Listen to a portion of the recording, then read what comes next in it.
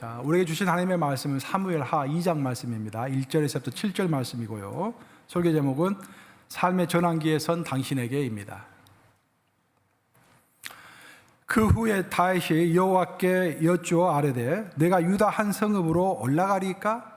여호와께서 이르시되 올라가라.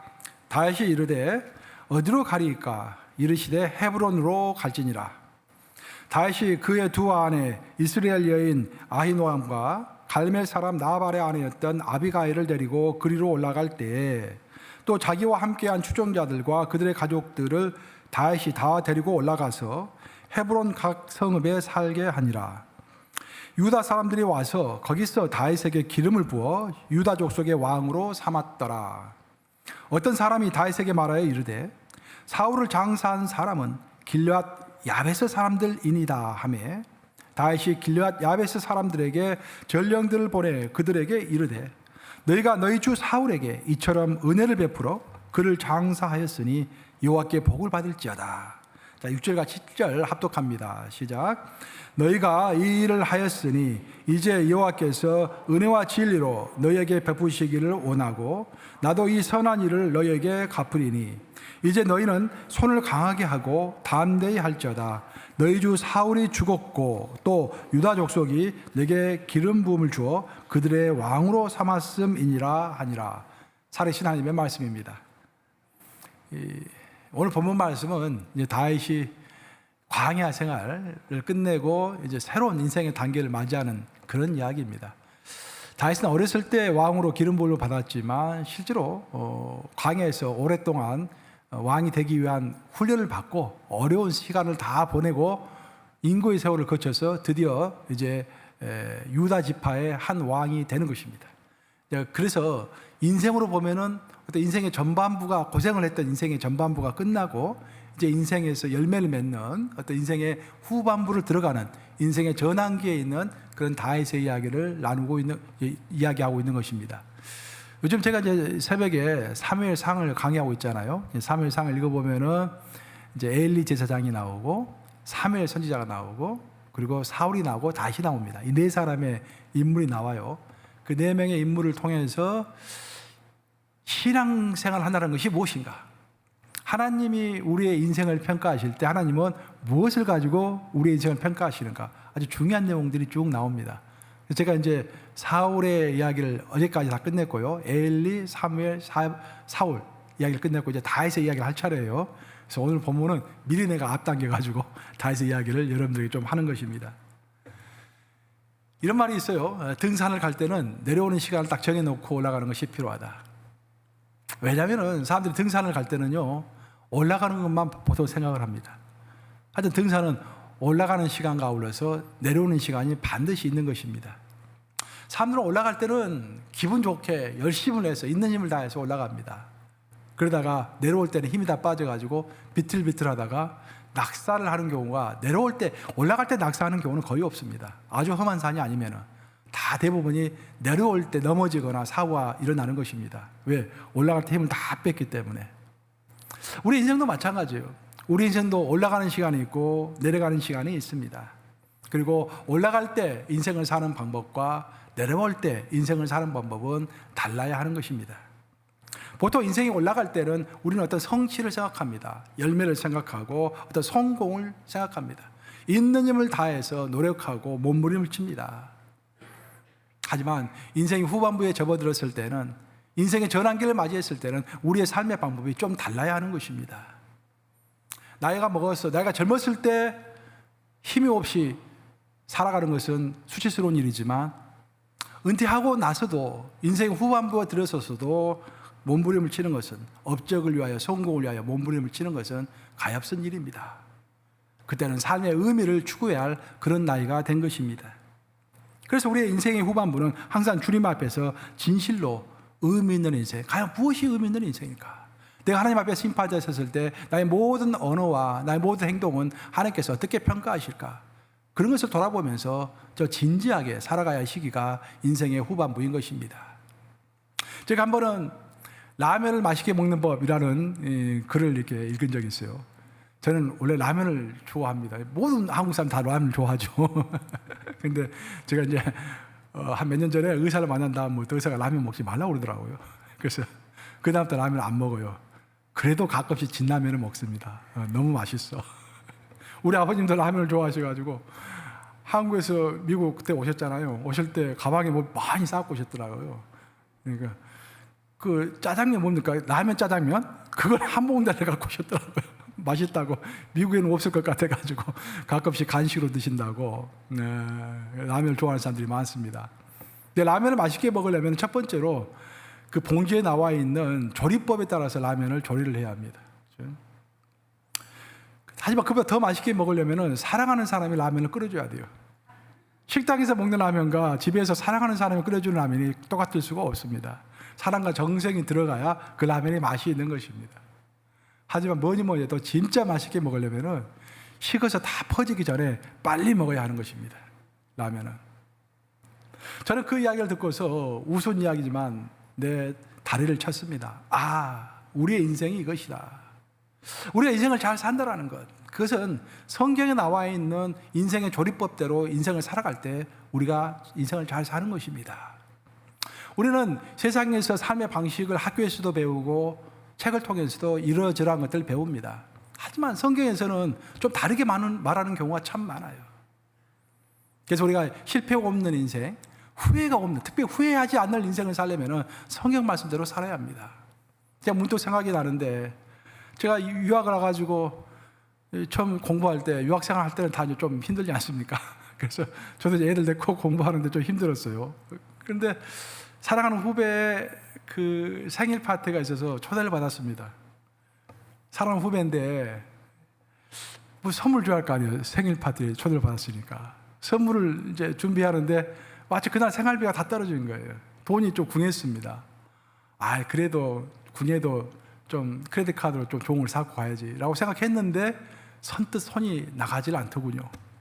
그래서 뭐가 없나 봤더니 옛날에 누군가가 나에게 포도주를 선물한 것이 있었어요. 근데 저는 술을 안 마시기 때문에 그 포도주를 갖고 있었는데 그 포도주를 들고 그냥 간 거예요. 좀 찝찝했지만. 그래서 그 후배 집에 가가지고 건하게 생일상을 바꿔서 선물이라고 부끄럽게 그걸 줬더니 후배가 깜짝 놀라는 거예요. 형님 어떻게 포도주를 선물로 갖고 오셨냐고. 그때 일이 아무것도 아닌 것 같지만 가끔씩 생각이 나요. 굉장히 창피해요. 그때 내가 아무리 돈이 없었더라도 한 10불, 20불 좀 이렇게 해서 융통을 해서 그때 후회 없이 내 후배에게, 사랑하는 후배에게 선물을 제대로 했다고 한다면 이런 부끄러운 마음이 없을 텐데. 그런 생각이 지금 벌써 한 30년 흘렀잖아요. 지금도 그 생각이 드는 거예요. 내가 좀 더 제너러스하게 할 텐데. 내가 굳이 내일을 염려하지 말고 그날 꼭 해야 할 것을 후배한테 하고 넘어야 할 것을 하는 것이 옳았을 텐데. 내일은 내일이 염려할 것이요 한날 괴로우면 그날로 족하니라. 그 예수님의 말씀을 제대로 내 인생에 적용을 했다고 한다면 그날 내가 좀 더 제너러스 했을 텐데. 그런 생각이 지금도 드는 거예요. 우리 인생을 후회 없이 살려면, 나이 들어서도 후회 없이 살려면 성경에서 뭘 하고 있는가를 잘 살펴봐야 합니다.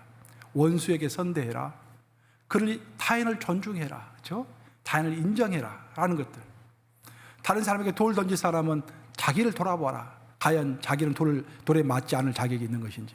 그런 것들 다 우리가 그 인생을 살아가는데 성경의 조리법대로 살아간다고 한다면 후회할 일이 그만큼 적을 것입니다.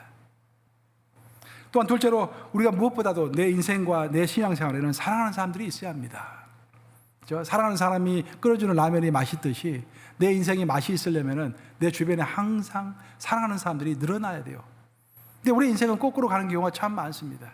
젊었을 때는 친구도 많고 이리저리 나를 좋아하는 사람도 많은데 나이가 들어갈수록 이 사람은 이래서 떠나고 저 사람은 저래서 떠나고 내 주위에 결국 아내밖에 없는 거야. 남편밖에 없는 거야. 근데 그 남편과 아내가 또 항혼이혼을 한다고 또 서로 으르렁거리며 싸웁니다. 결국 혼자 남게 되는 거예요. 혼자. 그래서 우리가 인생을 후회 없게 살아가려면 내 주변에 나를 사랑하는 사람이, 또 내가 사랑하는 사람이 얼마나 많이 있는가. 내가 사랑을 받고 싶으면 성경은 사랑하라고 그러죠. 내가 다른 사람 사랑할 때 내가 그만큼 다른 사람들부터 사랑을 받는 거예요. 그래서 우리가 나이가 들어간다는 것, 내 인생이 깊어져 간다는 것, 그것은 내가 사랑을 준다라는 그런 말입니다. 나이가 들었음에도 불구하고 어떤 사람을 자꾸 비판하고 그 사람과 관계가 틀어지고 이 사람이 이래서 떠나고 저 사람은 저래서 떠난다면 우리 인생이 비극인 것입니다. 세 번째로 우리가 인생을 맛있게 산다, 신앙생활 제대로 한다라는 것은 내 인생이 다 식기 전에 속히 의미 있는 인생을 추구하고 정말로 의미 있는 신앙생활, 하나님 앞에서 하나님이 칭찬하시는 인생이 어떤 인생인가 진중하게 진지하게 단독자로서 하나님 앞에 서서 주님, 내가 지금부터는 어떤 인생을 살아야 할까요? 무엇이 가장 내 인생에서 중요한 것입니까? 그 중요한 것을 향해서 앞으로 전진해야 할 줄로 믿습니다. 오늘 본문은 다윗의 이야기인데 다윗이 인생의 전환기에 섰을 때 일어났던 이야기를 쭉 우리에게 전해주고 있습니다. 다윗은 광야에서 고생했던 인생 전반기를 마치고 이제 왕으로서 인생 후반기를 맞이했습니다. 이런 삶의 전환기에 선 다윗이 가장 먼저 했던 게 뭘까요? 인생의 전환점에 선 다윗이 가장 먼저 했던 게 뭘까요? 그것은 하나님께 묻는 것이었습니다. 다윗은 하나님께 물어봄으로써 자기 인생을 후반부를 살기 시작한 것입니다. 오늘 본문 1절 말씀인데 한번 같이 읽어보겠습니다. 시작. 그 후에 다윗이 여호와께 여쭈아뢰되 내가 유다성 성읍으로 올라가리이까? 여호와께서 이르시되 올라가라. 다윗이 아뢰되 어디로 가리이까? 이르시되 헤브론으로 갈지니라. 이제 새 출발을 하고 있는 다윗이 하나님께 가장 먼저 했던 것은 묻는 것이었습니다. 주님, 내가 어디로 가기를 원하십니까? 라고 묻고 있습니다. 이게 중요한 이유는 뭐냐면은 지금 다윗은 그의 원수인 사울이 이미 죽었습니다. 그러니까 사울이 죽었기 때문에 다윗이 돌아갈 곳은 명확합니다. 사울의 궁궐이 있는 기브아로 돌아가면 되는 거예요. 그런데 다윗은 당연하게 보통 사람들이 생각하는 기브아로 가지 않고 하나님께 묻는 것입니다. 하나님, 내가 어디로 가야 할까요? 하나님을 존경하는 것이죠. 하나님을 존중하는 것입니다. 사실 하나님께 물었을 때 하나님은 아마도 다윗은 그렇게 기대했을 거예요. 아, 기브아로 가라라고 하실 것이다 라고 기대했을 것입니다. 왜냐하면 그 당시에 수도가 기브아였기 때문입니다. 근데 하나님은 엉뚱하게도 헤브론으로 가라라고 말씀하십니다. 이게 중요한 이유는 헤브론은 산지입니다. 산지. 그러니까 이스라엘 땅을 보면은 평지가 있고 산지가 있잖아요. 산지는 항상 나쁜 땅입니다. 못 사는 사람들이, 힘이 없는 사람들이 사는 땅이고, 평지는 군사력이 있고 힘이 센 사람들이, 권력자들이 사는 땅은 항상 평지입니다. 근데 평지로 가지 말고 산지로 가라고 하는 거예요. 그리고 그 헤브론 땅은 시골입니다. 도시가 아니에요. 또 무엇보다도 블레셋 족속과 가까이 있었습니다. 그러니까 위험한 땅입니다. 위험한 땅이고 산지이고 불편한 땅이고 굉장히 힘없는 사람들이 사는 시골로 하나님께서 가라고 그러시는 거예요. 아마 다윗은 상당히 놀랐을 것입니다. 아니, 왜 하나님 갑자기 헤브론으로 가려고 하시는가? 하지만 헤브론을 또 다른 측면에서 보면은요, 헤브론은 바로 이스라엘의 시조가 되는 아브라함이 살았던 곳입니다. 그래서 아브라함이 살았기 때문에 아브라함의 가족 묘지가 있는 곳이 헤브론이에요. 그 헤브론에서 가장 중요한 하나님의 애언들이 다 헤브론에서 선포가 되었습니다. 그래서 다른 말로 하면은 기브아는 세상의 궁궐이 있는 곳이고 헤브론은 하나님의 궁궐이 있는 것이에요. 그래서 하나님의 마음이 있는 곳이 바로 헤브론인 것입니다. 하나님은 사랑하는 다윗이 세상의 궁궐이 아니라 하나님의 마음이 있는 곳, 바로 그곳, 우리 뉴욕 감리교회와 같은 곳. 아멘 하십니까, 여러분? 아멘. 왜 웃으십니까? 아멘 하지 않으시고. 하나님의 마음이 있는 곳. 강 목사야, 다른 곳에 갈 필요가 없다. 뉴욕 감리교회, 내 마음이 있는 곳이다. 그럼 좋겠죠? 아멘. 그래서 하나님께서 헤브론으로 다윗을 인도하신 거예요. 사실 하나님께 묻고 살아가는 것처럼 안전한 것이 없습니다. 오늘날의 사회를 uncertainty society, 그러니까 uncertain society, 모든 것이 불안한 사회라고 이야기하잖아요. 근데 우리 불안한 사회에서 가장 안전하게 살아가는 방법은 하나님께 묻는 것입니다. 묻지 않기 때문에 많은 문제들이 발생합니다.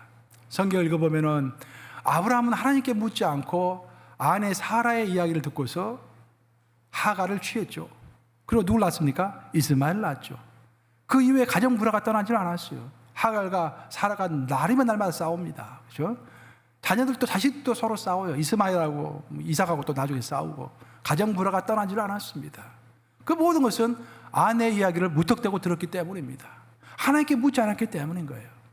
오늘 어떤 사람들은 그런 말을 많이 하더군요, 저한테. 목사님, 그래도 아내 이야기를 잘 들어야 합니다. 아내 얘기를 들어가지고 나쁠 거 하나도 없습니다. 물론 나쁜 것은 뭐 틀린 이야기는 아닙니다. 사실 성서적인 이야기는 아니에요. 여러분의 아내가 남편에게 우리 이렇게 합시다. 그러면은 기도해 보십시다. 그렇게 할 줄로 믿습니다. 그냥 무조건 넘어가면 안 돼요, 그냥. 예?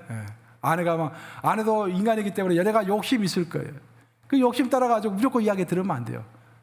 아내가 무슨 이야기 하든지 남편이 무슨 이야기를 하든지 딱 들어보고 약간 비성서적이다 이야기가, 그러면은 자, 우리 함께 기도해 보십시다. 그렇게 이야기할 줄로 믿습니다. 한번 따라서 해볼까요? 우리 기도해 보십시다. 집에서 그렇게 하세요. 무조건 막 무턱대고 따라서 하지 마시고. 여러분 잘 아시는 이야기, 여호수아서를 읽어보면은 이스라엘 백성이 여호수아의 인도를 따라서 여리고성을 정복했습니다. 큰 성이었어요. 어마어마한 큰 성이었어요. 그것을 무너뜨리고 나서 이스라엘 백성들은 막 용기백배했습니다. 야, 우리가 못할 일이 없구나. 하나님의 일을 뭐든지 할 수 있구나. 그래서 다음번 전쟁하러 가서 봤더니 아이성이라는 성을 갔는데 그 아이성은 아주 조그만 성이에요.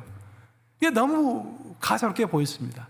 이런 것을 하나님께 물어볼 필요도 없다 하고 하나님께 기도하지 않고 하나님께 전쟁해도 됩니까? 라고 물어보지도 않고 전쟁을 한 것입니다. 그래서 거기서 대패를 했죠. 왜? 하나님께 묻지 않았기 때문에 대패를 한 것입니다. 바로 그래서 인생의 후반부를 맞이한, 인생의 전환기를 맞이한 다윗은 아주 현명한 사람이었기 때문에 하나님께 먼저 물어봤던 것입니다. 본문에 따르면 다윗이 인생의 전환기를 맞이해서 첫 번째로 하나님께 물어보았다고 한다면 두 번째로 한 것이 바로 자기와 함께한 자들을 소중히 여겼다라는 것입니다. 2절과 3절을 보시면, 오늘 본문 2절과 3절을 보시면은 이제 다윗이 광야를 떠나가지고 헤브론으로 갈 때 자기의 두 아내를 데려갔을 뿐만 아니라 자기를 따랐던 그 600명의 사람과 그들의 가족 모두를 하나도 빠지지 않고 다 데려갔다라고 본문은 소개하고 있습니다. 3절 한번 같이 읽어보겠습니다. 3절 시작. 또 자기와 함께한 추종자들과 그들의 가족들을 다시 다 데리고 올라가서 헤브론 각 성읍에 살게 하니라. 다윗이 아둘람 굴에서 피난 생활을 할 때 전국 각지에서 다윗을 돕겠다고 사람들이 모여들었습니다. 그들의 한 600명 됐었는데 그들의 가족과 그 600명과 그들의 가족을 데리고 다윗이 지금 광야 생활, 진짜 힘든 망명 생활을 그곳에서 그 600명과 함께 했던 것입니다. 그래서 이제는 그 망명 생활이 다 끝나고 이제 왕이 되었습니다. 그러면 다윗의 입장에서는 야, 이제는 너희들이 우리의 임무가 다 끝났으니까 각자 집으로 돌아가라 라고 얼마든지 말할 수 있었을 것입니다. 근데 다윗은 그렇게 하지 않았어요. 다윗은 그 600명을 데리고 600명 한 명 한 명에게 다 함께 가자. 그리고 그 가족들도 다 데리고 함께 헤브론으로 옮겨간 것입니다. 바로 지도자로서 그들의 삶을 책임졌다라는 것입니다. 나중에 다윗이 왕이 됐을 때 잘 알다시피 아들 압살롬이 반란을 일으켰습니다. 그 반란은 대단한 반란이었고 다윗이 이겨낼 수가 없었습니다. 아들 압살롬을. 그래서 다윗은 할 수 없이 피난길에 올랐죠. 다윗이 왕의 자리에 있을 때는 많은 사람들이 다윗에게 와서 아부하고 다윗을 칭찬하고 경배하고 올렸습니다. 하지만 다윗이 나락으로 떨어지니까 사람들이 전부 손가락질을 했습니다. 너 그럴 줄 알았다. 너 너무 오만했어. 왕으로 있을 때 너무 함부로 했어. 하면서 그때서 가장 어려움에 처한 다윗을 도와주기는커녕 다 손가락질하고 배반하고 돌을 던지고 시므이 같은 경우는 흙을 던지고 다윗을 모욕스럽게 했습니다. 다윗을 따르는 사람들이 많지 않았습니다. 그때 다윗이 정말 눈물을 흘리면서 피난했죠. 눈물을 흘리면서 피난길에 올랐을 때 다윗을 딱 호위하고 다윗을 철동같이 지켰던 사람들이 바로 그 600명입니다.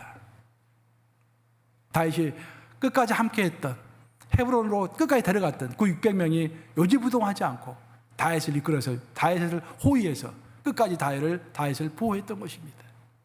당신이 우리의 삶을 책임져 주었기 때문에 우리 또한 죽음의 잔을, 고난의 잔을 당신과 함께 들겠습니다 라고 다윗을 따라갔던 것이죠. 여러분, 성공의 씨앗이 어디 있습니까? 성공의 씨앗은 멀리 찾을 필요가 없습니다. 성공이라는 것은 이미 내가 가지고 있는 그 속에 성공의 씨앗이 이미 배태되어 있는 것입니다. 이미 내가 함께하고 있는 그 사람들 사이의 그 관계, 그렇죠? 교회에서의 관계, 직장에서의 관계, 또 이 커뮤니티에서의 관계, 그 관계를 맺고 있는 그 사람들 사이에서의 성공의 씨앗이 나에게 있는 것입니다. 그래서 우리는 멀리 가서 성공을 찾으려고 하기보다는 이미 내가 가지고 있는 것들을 소중히 여겨야 할 줄로 믿습니다. 그것을 소중하게 여길 때 거기서부터 성공은 시작하는 것입니다. 우리가 다른 사람들을 비난하고 시기하고 깎아내리면 우리 그 사람을 통해서 받을 수 있는 축복을 받을 수가 없습니다. 성경은 항상 축복은 사람을 통해서, 하나님께서 사람을 통해서 다른 사람에게 축복을 건네주십니다. 그것이 성경의 원칙입니다. 그래서 한나는 엘리 제사장을 무시하지 아니하고 그를 존대했을 때 하나님의 축복이 그 타락한 엘리 제사장을 통해서 한나에게 내려오므로 한나가 임신을 한 거 아니겠습니까? 사람은 하나님은 항상 사람을 통해서, 다니엘을 통해서 이방 민족인 바벨론을 축복하신 것입니다. 그렇죠? 요나를 통해서 이방 민족인 아시리아를 축복하신 것입니다. 하나님 항상 사람을 통해서 축복하시기 때문에 내 주변에 있는 사람들을 향해서 항상 존대하는 마음, 존경하는 마음, 형제 자매로서 화합하는 마음, 사랑하는 마음, 그런 마음을 가질 때 그를 통해서 나에게 또한 축복이 차고 넘치는 것입니다. 우리가 인정해야, 우리가 싫은 사람도 인정해야만이 그 사람의 경지를 뛰어넘는 그 사람 이상의 축복의 경지로 우리가 뛰어넘을 수가 있는 것입니다. 어떤 사람 우리가 시기하면은 그 성경의 원칙은 우리가 시기하는 사람의 그 이상이 내가 될 수가 없는 거예요. 내가 원수를 사랑해야만이 그 원수보다 더 뛰어난 사람, 그 원수보다 뛰어난 축복, 그 원수보다 뛰어난 경지로 내가 올라설 수가 있는 것입니다. 그래서 하나님께서 우리에게 원수를 사랑하라 라고 말씀하시는 것입니다. 내가 원수를 사랑하라는 그 계명은 원수를 위한 계명이 아니라 원수를 미워하는 나를 향한 계명인 것입니다. 내가 그 원수를 사랑하고 그 원수를 뛰어넘어야만이 그 원수보다 더 뛰어난 축복을 받을 수 있고 더 뛰어난 성공을 얻을 수 있기 때문에, 그 원수를 뛰어넘을 수 있기 때문에 하나님은 원수를 사랑하라 라고 우리에게 말씀하시는 것입니다. 마지막 세 번째로 오늘 본문을 보시면 다윗이 인생의 전환기를 맞이해서 세 번째로 했던 것이 바로 주변을 사랑하고 칭찬하는 선한 마음을 가지는 것이었습니다. 이게 키포인트입니다. 오늘 본문의 선한 마음. 다윗이 왕이 됐어요. 왕이 되니까 이제 사람들이 와서 귓속말을 합니다. 왕이시여, 그거 아세요? 모르셨죠? 하면서 길앗 야베스 사람들이요, 당신의 원수 사울이 죽었을 때 그를 선대해가지고 크게 화려하게 장사를 지내줬어요. 그들을 혼내합니다. 오늘 본문에 나오면 이제 오늘 본문에 그게 이야기가 나오잖아요. 다윗이 왕이 됐을 때 사람들이 와서 다윗에게 길앗 야베스 사람들이 사울을 장사해 주었나이다라고 정보를 전했다라는 이야기가 나오잖아요. 이거 좋은 이야기가 아니라 나쁜 이야기입니다. 고자질 하는 거예요. 고자질. 지금 쉽게 얘기하면. 아시다시피 사울과 다윗과 사울의 관계는 원수관이었습니다. 사울은 다윗을 몇 번 죽이려고 했습니다. 그래서 다윗은 사울을 싫어했죠. 근데 그 자기가 싫어하는 사람이 전쟁통에서 비참하게 죽었을 때 그 시신을 가져다가 선대하고 좋게 장사를 지내준 사람들이 바로 길앗 야베스 사람들이었다, 그런 말이에요. 입장을 바꾸어서 여러분들이 만약 다윗의 입장이라면 어떻겠어요? 아, 내가 싫어하는 사람 곁에 저 사람이 있네. 그럼 저 사람 나를 싫어하는 사람이네. 우리 보통 인간은 그렇게 생각합니다. 그렇죠? 내가 A라는 사람을 싫어하는데 B라는 사람이 그 옆에 있으면 아, 저 사람은 A 편의 사람이구나, 내 편의 사람이 아니구나 라고 우리는 편을 가르는 경향이 참 많이 있습니다. 하지만 다윗은 달랐습니다. 다윗은 아마 마음속으로는 싫어하는 마음이 분명히 있었습니다. 왜냐하면 나중에 그런 이야기가 나오잖아요. 하지만 그는 선한 마음을 가지려고 노력했습니다. 그게 중요한 거죠. 노력하다. 선한 마음을 가지려고 노력했고, 그것은 하나님이 주신 마음이었는데 다윗은 그 마음을 추구하려고 굉장히 몸부림을 쳤습니다. 그래서 그 선한 마음을 가지고서 길앗 야베스 사람들을 칭찬했습니다. 다윗은 물론 마음속으로는 섭섭한 마음도 있었겠죠. 하지만 그 마음을 다 억누르고서 자기의 원수인 사울을 선대해서 장사를 잘 지내준 길앗 야베스 사람들을 칭찬하고 그들에게 오히려 상을 준 것입니다. 사랑하는 여러분, 이런 선한 마음은 내가 선한 마음을 막 가져야겠다라고 노력함으로 인해서 선한 마음이 가져지는 것이 아닙니다. 가장 근본적으로는 내가 하나님의 절대 주권을 인정해야만이 내 마음속에 선한 마음이 생기는 것입니다. 내가 하나님의 절대 주권을 인정해야만이 내 마음속에 넓은 마음, 너그러운 마음, 큰 마음이 생기는 것입니다. 이 상황이 어떤 상황이 벌어진다고 할지라도, 어떤 일이 이 땅에서 벌어진다고 할지라도 하나님은 절대 주권을 가지고 계시니까 선한 뜻대로 반드시 이루실 것이다. 그래서 믿어야만이 원수 앞에서도 아량을 베풀 수 있고 내 마음이 넓어질 수가 있는 것입니다. 하나님에 대한 절대 주권을 믿지 못하면 절대로 우리가 아량을 가질 수가 없는 것입니다. 다윗은 하나님의 절대 주권을 믿었기 때문에 넉넉한 마음이 생겼습니다. 그 결과 사울에 대한 섭섭한 마음, 더 나아가서 사울의 추종자들에 대한 경계하는 마음이 있었음에도 불구하고 오직 하나님을 바라보면서 선한 마음으로 행동했던 것입니다. 우리가 선한 마음을 가질 때 이 땅에는 정의가 실현되는 것입니다. 많은 사람들은 이 땅에 정의를 실현하기 위해서 혁명을 일으키고 개혁을 일으킵니다. 근데 개혁과 혁명은요, 그 자체로 성공하는 법이 없습니다. 개혁의 주체 세력과 혁명의 주체 세력이 항상 선한 마음을 가질 때만이, 인류에게 공헌하고자 하는 간절한 소망이 있을 때만이 그 혁명은 성공하는 것입니다.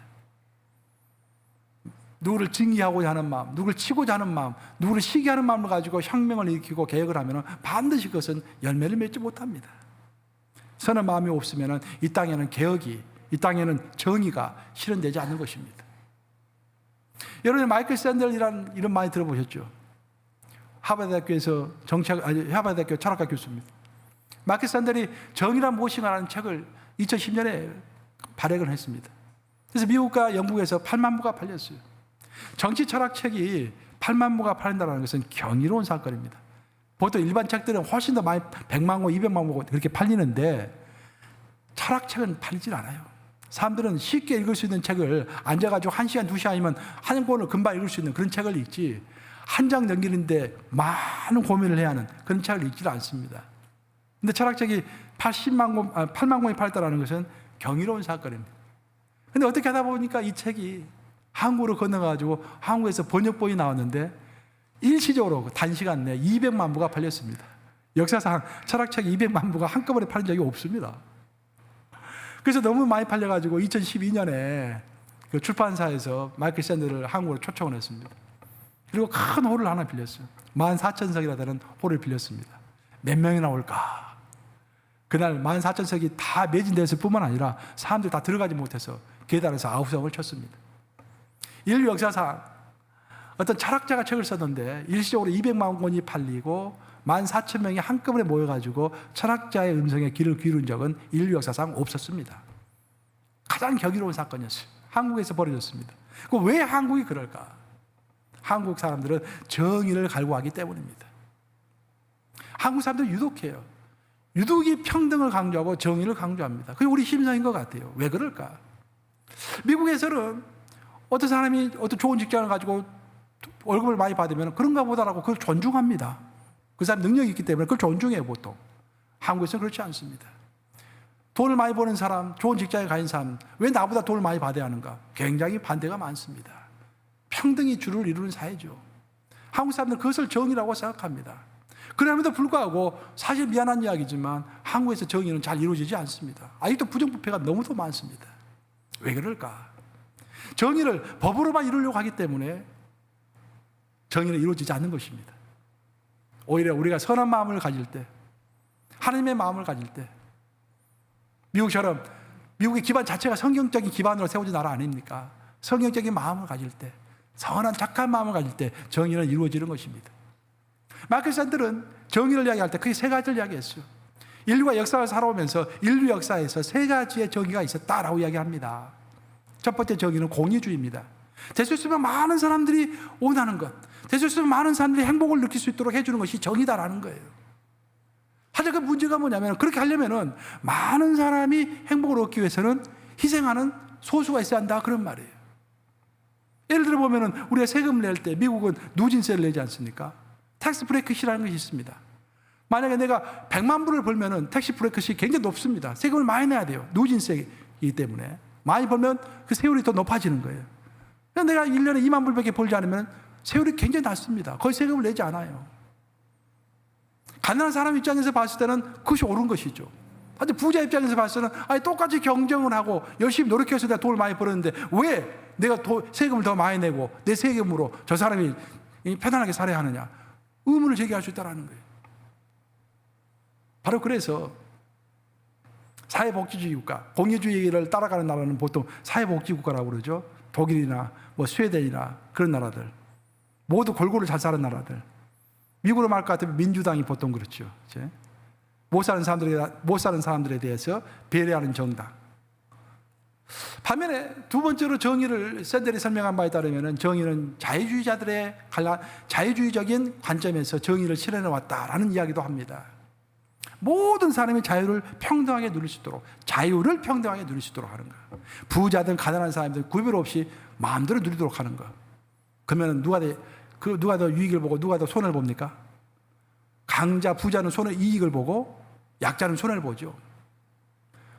우리가 보면은 태어날 때부터 강자가 있고 태어날 때부터 부자가 있습니다. 부모를 잘 만나면 태어날 때부터 억망장자로 이 땅을 살아가는 거예요. 그렇죠? 근데 그 사람이 똑같이 평등을 부르짖으면 가난한 사람들이 평생 그를 따라갈 수가 없는 것입니다. 가난한 사람도 태어날 때부터 가난해가지고 죽을 때까지 가난하게 살아갈 수밖에 없는 거예요. 그래서 그런 것들을 제어해야 한다 하면서 그걸 제어하려고 하는 사람들이 있지만 공의주의자들은 그것을 반대하지만 자유주의자들은 그걸 찬성하는 것입니다. 오늘날 미국 사회에서 총기 때문에 얼마나 사건이 많이 일어나고 있습니까? 하지만 총기를 주장하는 사람들은 누구든지 자기를 보호할 권한이 있는 거 아니냐, 왜 총기를 규제하느냐, 공화당의 입장이죠. 그죠? 티파티 하는 거, 또 자유지상주의라고 하지 않습니까? 미국의 노벨 경제학상을 받은 부캐넌 같은 사람들, 그렇죠? 부자들의 권한을 막지 말라, 부자들이 무엇이든지 할 수 있도록 해라 하는 거. 하지만 샌들은 공유주의도 문제가 많고 자유주의도 문제가 많다고 합니다. 그들 나름대로 정의를 이루기 위해서 정당을 만들고 싸웠지만 결국 이 땅에는 정의가 이루어지지 않았다고 해요. 그러면서 그가 제시하는 마지막 세 번째 정의가 바로 오늘 본문에 나오는 그런 정의입니다. 정말로 은혜와 사랑이 넘치는 공동체를 만드는 것입니다. 그리고 어떤 꼭 효율성, 어떤 프로덕티비티, 어떤 또 결과, 그것만 보고서 평가를 하는 것이 아니라 몰래 숨어서 행동하지만, 눈에 드러나지 않게 행동하지만 어떤 덕스럽게, 또 어떤 탁월함, 어떤 숭고함, 그런 것을 통해서 사회 전체가 윤활유가 부어지듯이 부드럽게 돌아가는데 기여를 하는 사람, 소소하게 기여를 하는 사람, 그런 사람들이 사회에서 마땅히 대접을 받고 마땅히 존경받는 그런 사회, 그런 사회가 정의로운 사회다라고 이야기를 하는 것입니다. 저는 거기에서 저도 찬성을 합니다. 오늘날 이 땅에서 우리가 존경받는 사람은 대기업의 회장이라든지 대통령이라든지, 물론 그런 사람도 마땅히 존경을 받아야겠지만 그런 사람들 못지않게 숨어서 이 사회가 될 수 있으면 잘 돌아갈 수 있도록 선한 마음을 가지고 착한 마음을 가지고 시기와 질투보다는 자꾸 사람들을 세워주고, 어떤 리더가 하나 세웠으면, 리더가 생겨났으면 그 리더가 잘할 수 있도록 박수 쳐주고, 그런 사람들, 소소하게 일하는 사람들, 그 사람들이 마땅히 대접을 받는 사회, 그 사회야말로 정의로운 사회라고 이야기를 하는 것입니다. 바로 오늘의 본문에 나오는 다윗의 행위가 바로 그런 것이었습니다. 다윗은 사울의 시신을 거두어 주었던 길앗 야베스 사람들을 향해서 섭섭한 마음도 분노의 마음도 다 거두었습니다. 그리고 오히려 그는 하나님의 인도를 따라서 그들에게 보상했죠. 한마디로 그는 선한 마음을 품고서 자신의 원수를 따랐던 사람들을 선대했습니다. 이로써 그는 선한 마음으로 정의를 실행한 것입니다. 이제 말씀 마무리합니다. 사람 여러분, 지금 인생과 신앙의 전환기에 처해 있습니까? 이민생활 하시고 이제 나이가 좀 50대고 이제 60대고 그러면서 인생의 전환기에 처해 있는 사람들이 많이 있을 것입니다. 이 전환기를 잘 보내셔야 합니다. 그 전환기를 보내실 때 정말 주의하셔야 할 것은 항상 선한 마음을 가져야 합니다. 선한 마음을 가져야, 내가 선한 마음을 가져야 나에게 복이 들어오는 것입니다. 그리고 하나님께 묻는 마음을 가져야 합니다. 오늘 본문의 결론은 그거예요. 선한 마음을 품어라, 하나님께 묻는 마음을 품어라. 우리 교회도 전환기에 처해 있습니다. 코로나19 때문에 모든 교회가 전환기에 처해 있어요. 좀 부끄러운 이야기지만 이미 감독님이 각 교회 대표들, 평기도 대표들 2명씩 초청해가지고 다 이제 공개한 사항이기 때문에 여러분도 알아야 할 사항이기 때문에 잠깐 말씀드리겠습니다. 우리 교단이 참 힘듭니다, 지금. 우리 교단뿐만 아니라 미국에 있는 전체 교회가 힘듭니다. 코로나19 때문에 한 40%, 30%에서 40% 정도 출석률이 떨어지고 헌금이 떨어졌습니다, 지금. 우리 누역연회가 너무 지금 힘들어서 이번에 목사를 다 파송하지 못했습니다. 원래 우리는 파송제이기 때문에 교회가 목사를 초빙할 돈이 없으면 교단에서 책임을 지고 파송을 해줘야 하는데 이 파송을 못한 거예요, 이번에. 그래서 교회도 앞으로는 이제 교회 5개, 목사 3명 이런 식으로 이제 파송을 해서 목회를 이제 해 나갈 예정입니다. 그래서 만약에 우리는 페리시라고 그러는데 이 페리시에 교회를 뭐 5개에서 10개 이렇게 묶어두는데 거기에 이제 교회가 없는, 담임 목사가 없는 교회가 한두 개 있단 말입니다. 그럼 저도 가서 이제 한 달에 한 번 정도 가서 이제 영어로 설교를 해줘야 돼요, 거기서 이제. 그 돈도 우리가 또 지원도 해줘야 되고. 그런 시스템으로 지금 돌아갈 수밖에 없는 그런 전환기에 처해 있습니다. 하지만 우리 교회만 따지고 보면은 코로나19 전환기를 우리 교회처럼 참 은혜롭게 잘 극복한 교회도 없는 것 같아요. 누가 잘하고 누가 희생해서가 아니라 하나님의 절대적인 은혜라고 저는 생각합니다. 참 코로나19를 여러분들 너무 수고 많이 하셨어요. 정말로 아무 어려움이 없이 코로나19를 잘 보낸 것 같아요. 그리고 오늘을 맞이했습니다. 오늘 무슨 날입니까, 여러분? 투표하는 날. 큰 전환기입니다. 앞으로 10년 동안 일할 일꾼을 뽑는 날입니다. 10년 동안. 오늘 한번 뽑으면 이 사람들이 은퇴할 때까지 일하면 10년 앞으로 일합니다. 굉장히 중요한 날입니다. 이 날에 우리는 하나님께 묻는 마음을 가져야 합니다. 그 무엇보다 이 날은 우리가 선한 마음을 가져야 합니다. 오늘 장로 후보들, 권사 후보들께 있지만 아주 솔직하게 이야기하면 제 마음에 100% 흡족한 사람은 단 한 사람도 없습니다. 여러분들 저를 보면은 100% 흡족하지 않죠. 우리 목사님, 이거 좀 고쳤으면 좋겠는데, 이거 좀 고쳤으면 좋겠어. 다 그런 거 있죠. 이게. 우리 목사님 한 70%만 내 마음에 들어. 그렇게 이야기 생각할 수도 있을 거예요. 보통 목사들은 51%의 지지만 성도들로부터 받으면 된다라고 보통 생각을 해요. 목사들은. 욕심내지 않습니다. 마찬가지로 장로 후보들, 권사 후보들 마음에 100% 든 성도가 한 사람도 없어요. 다 결점이 많은 사람들입니다. 하지만 이 사람들을 정말 비판의 시각으로 보기 시작하면은 마음에 드는 사람이 정말로 한 사람도 없습니다. 그러나 선한 마음을 가지고 그 사람을 바라보면은요, 그 사람의 모습이 곧 나의 모습인 것입니다. 그 사람이 갖고 있는 단점이 곧 나의 단점인 거예요. 그나마 그 사람은 그래도 교회를 위해서 또 하나님의 나라를 위해서 몸부림을 쳤구나라는 생각이 들면서 그 사람이 이해가 되는 것입니다. 그리고 하나님의 일꾼으로 나타난 이 사람들을 긍정적으로 바라볼 수 있게 되는 것입니다. 하나님은 다윗의 인생을 통해서 전환기에 처한 사람들에게 3가지를 교훈하셨습니다. 첫째는 하나님께 물으라는 것입니다. 혼자 생각하지 말고 하나님께 물으라는 것입니다. 두 번째는 이미 여러분들이 가지고 있는 것을 소중히 여기라는 것입니다. 특별히 이미 여러분들이 가지고 있는 인간관계를 소중히 여기고 그것을 더 개발시키라, 그런 말입니다. 세 번째, 가장 중요한 것, 인생의 전환기에 처한 사람은 항상 선한 마음을 가져야 합니다. 선한 마음을 가져야 내 눈이 선해지는 거예요. 내 눈이 선해져야 예수님이 보는 관점으로 세상을 볼 수 있게 되는 것입니다. 내 눈이 선해져야 내 인생을 선한 마음으로 내 인생을 점검할 수가 있는 것입니다. 명심하시고 항상 3가지를 지키심으로 승리하시는 인생의 후반부를 사시는 우리들 되기를 우리 주님의 이름으로 축원합니다. 기도하시겠습니다.